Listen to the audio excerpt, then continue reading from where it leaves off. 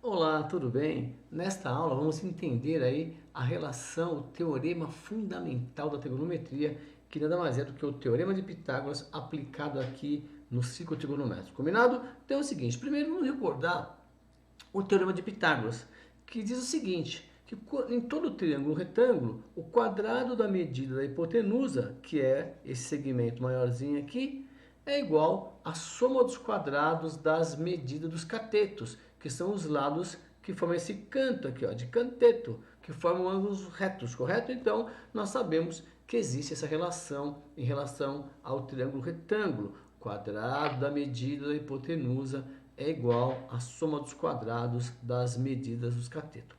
Quando você pega um ângulo em qualquer quadrante, vamos pegar aqui do primeiro quadrante para você entender, aqui você tem esse ângulo e esse ângulo forma aqui no eixo Y o seno e no eixo X o cosseno. Então, esse triângulo retângulo aqui, ó, dá para aplicar o teorema de Pitágoras. O problema é o seguinte, que a hipotenusa aqui, ó, mede 1, correto? E os catetos, o cateto vertical, o nome dele é seno, e o horizontal cosseno. Então, aqui que é essas medidas notáveis, correto? Então, quando você pega esse triângulo retângulo, você vai ter exatamente isso aqui, ó, você traz para cá para entender melhor.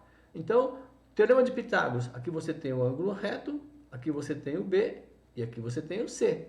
Então, o que diz o teorema de Pitágoras? O quadrado da medida da hipotenusa é igual à soma dos quadrados das medidas dos catetos. Só que o cateto, aqui vamos ver o cateto oposto, ao invés de Bzinho, é o seno do ângulo, e aqui o cateto adjacente, ao invés de Czinho, é o cosseno do ângulo. Daí a validade da relação fundamental da trigonometria, que é o teorema de Pitágoras no círculo trigonométrico. Onde é que você vai usar isso? Olha só, uma das utilizações é para você resolver esse tipo de equação aqui, por exemplo, onde aparece na mesma equação o cosseno e o seno.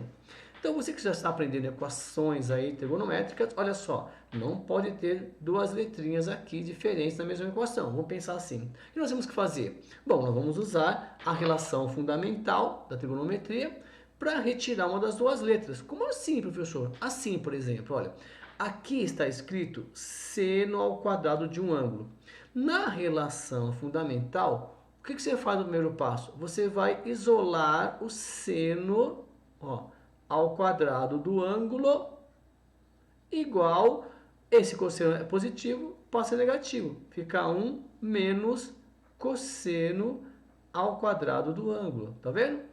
E aí, no lugar do seno aqui nessa equação, você vai substituir. Vai ficar assim, ó, 3 cosseno do ângulo igual a 2 vezes, no lugar de seno ao quadrado, nós vamos escrever 1 menos cosseno ao quadrado do ângulo.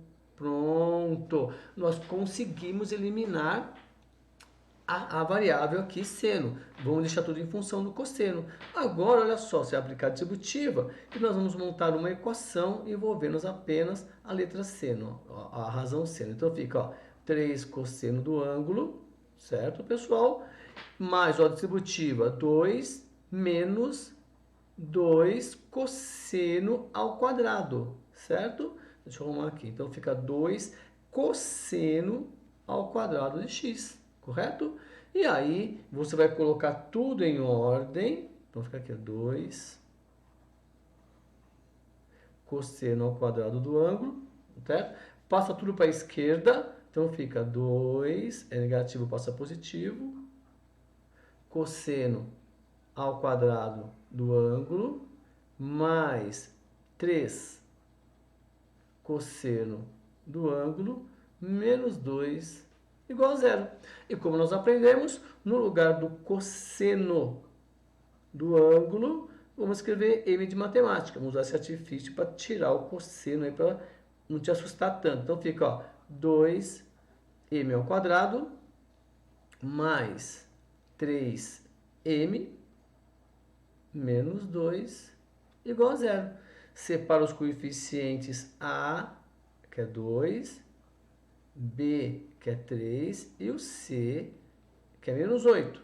E vamos calcular o valor do delta, correto, pessoal? Então, vamos lá. Então, o delta é igual a b ao quadrado menos 4ac.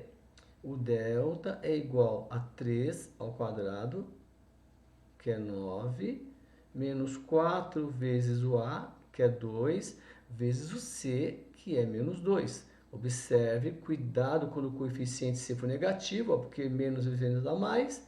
2 vezes 4, 8, 2 vezes 8, 16, delta igual a 25. Parte B do delta, do Bhaskara, o m é igual ao oposto de b, mais ou menos a raiz de delta por 2a. O m é igual a menos 3, mais ou menos a raiz de 25, que é 5, dividido por 4, que é 2 vezes o a, correto? Vamos lá, vamos continuar aqui. Aí, nós vamos separar m1, que é igual a menos 3, menos 5, menos 8. Menos 8 dividido por 4 dá menos 2.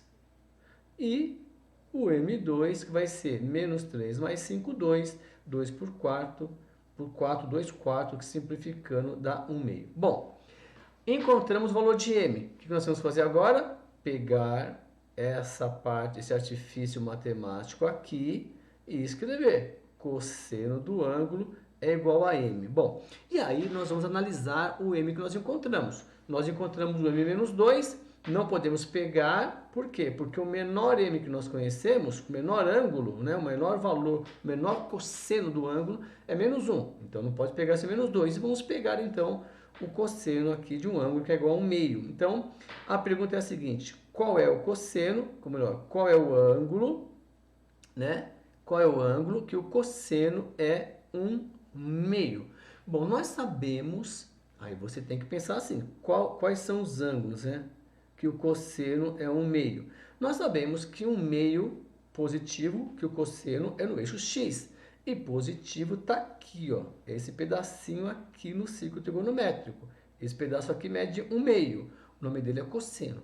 Então você tem que saber que esse pedacinho aqui está relacionado ao eixo x. Encontrou a extremidade, você tem que olhar para o ângulo, que é aqui, ó, 60 graus, e lá embaixo, que é 300 graus. Então, a resposta, a solução dessa equação, diretamente nos ângulos, 60 graus, correto? E 300 graus, tá bom? Essa é uma das utilizações da relação fundamental da trigonometria, onde você vai substituir lá na equação, tá bom? Bons estudos e até a próxima aula. Tchau!